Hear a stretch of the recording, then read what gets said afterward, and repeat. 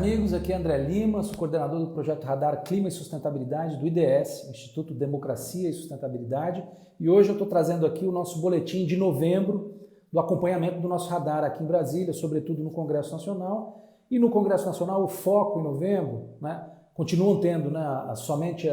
o sistema de deliberação remota, somente as sessões plenárias praticamente, então assim não tem nada de novidade que eu possa destacar em termos de aprovação de algum projeto de lei relevante em matéria social, socioambiental, mas nós continuamos um trabalho forte em cima do tema da reforma tributária sustentável e realizamos no começo do mês de novembro um seminário importantíssimo que contou com a presença de associações importantes do setor da economia verde do Brasil. Associação Brasileira de Energia Solar Fotovoltaica, Associação Brasileira de Veículos Elétricos, Instituto Brasil Orgânico, Associação Brasileira de Alumínio, que trabalha com reciclagem, a Fundação Boticário e a empresa Natura, o Grupo Natura, o Grupo Cataratas, que trabalha com turismo de natureza, a ABETA, Associação Brasileira de Ecoturismo e Turismo de Aventura, a ACT Promoção da Saúde, a ANAMA, Associação Nacional dos Municípios e Meio Ambiente, vários setores interessados no tema da reforma tributária e a gente saindo, digamos assim, da nossa caixinha do socioambientalismo e dialogando diretamente com setores importantes, geradores de emprego,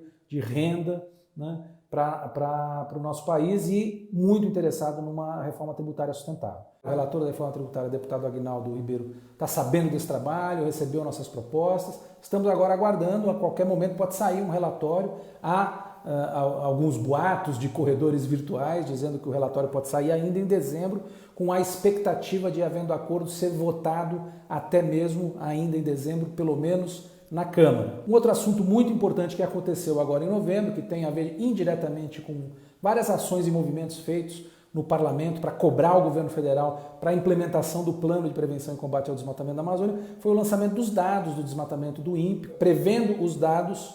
de desmatamento para a Amazônia em 2020 e mais um aumento importante, expressivo, de 9,5% dos desmatamentos na Amazônia. Na verdade, 11.088 km² foi o desmatamento de 1º de agosto de 2019 a 30 de julho de 2020, somados aos mais de 29% de aumento de desmatamento. E, simultaneamente a isso, vazou para a mídia o Plano Mourão, o Plano 2030 da Comissão da Amazônia Legal, presidida pelo vice-presidente Hamilton Mourão, um plano vazado, ou seja, não foi lançado oficialmente, com uma série de problemas. Eu até escrevi um artigo chamando dos 7 erros do Plano Mourão. Vou citar alguns rapidamente, depois quem quiser ler o parecer na íntegra, tem um parecer importante do Observatório do Clima sobre esse Plano Mourão, com uma análise super detalhada. Eu analisei alguns aspectos dele. Primeiro, o fato de ele não ser lançado, ser vazado para a mídia, alguma coisa estranha, porque um plano dessa magnitude, dessa importância, obviamente que deveria ser lançado publicamente, inclusive com pompas e circunstâncias, embaixadores, etc. Um problema sério dele é que, primeiro, ele parte de uma ameaça, cria um inimigo virtual para poder desfocar do real problema. Então, continua trabalhando com a lógica de que a Amazônia é fruto de cobiça internacional, objeto de cobiça internacional, quando, na verdade, ignora os próprios planos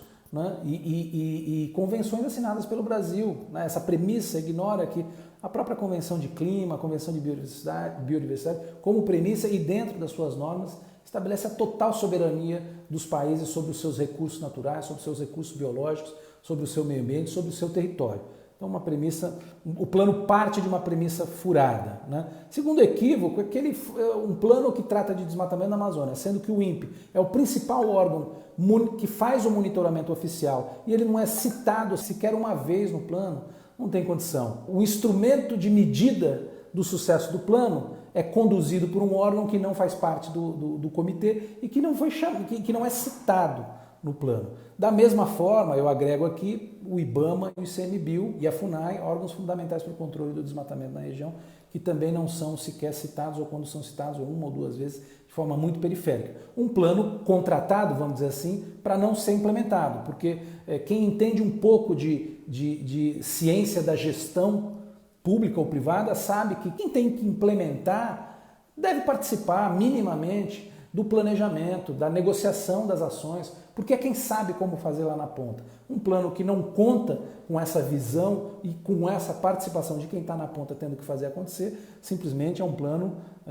muito próximo daquilo que a gente já disse, é um plano para inglês ver, né? O plano não fala em nada em relação à unidade de conservação, né? Criação de unidade de conservação, reconhecimento de terra indígena, jamais, nem pensar. Lembrando que tanto a primeira fase do plano, as 2, 3 fases do Plano de Prevenção e Combate ao Desmatamento da Amazônia tratam desse assunto e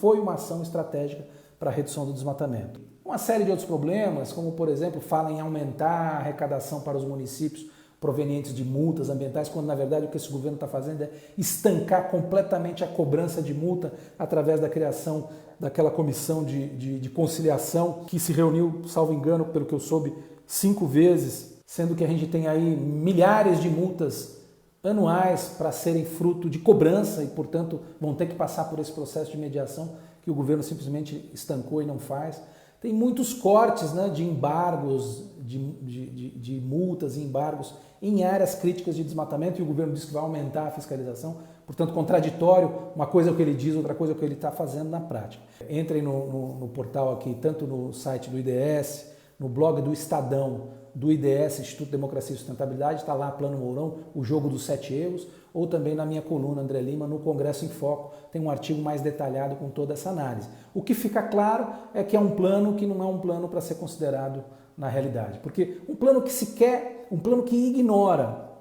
né, os planos anteriores, ou seja, ele não faz nenhuma menção às avaliações do que deu certo, do que deu errado nos planos anteriores, como se tudo começasse agora, a partir de agora que se